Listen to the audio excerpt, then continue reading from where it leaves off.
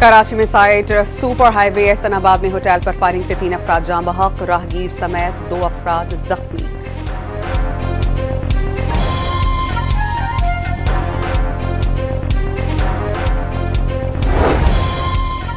सदर Donald Trump का एक बार फिर पाक भारत जंगबंदी का जिक्र, 7 तैयारे गिराए जा चुके थे। जौहरी जंग शुरू हो सकती थी, तिजारत के बदले लड़ाई रुकवाती अमरीकी सदर की बातचीत।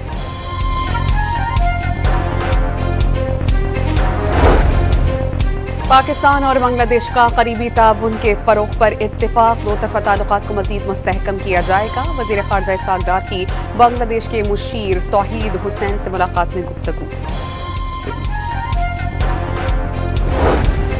भारत ने माधो डैम से पानी के अखराज की वार्निंग जारी कर दी। 48 घंटों में दरिया रावी, चनाब और दरिया सतलज में बहाव बढ़ने का इम्कान।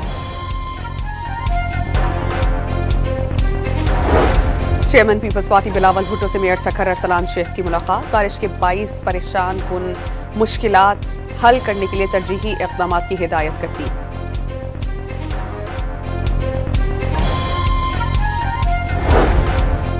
पीटीआई सोशल मीडिया टीम 3 गिरोहों में तकसीम, एक ग्रुप पैसे ले रहा है, दूसरा ब्लैकमेल कर रहा है, शेल अफजल मरवत का दावा।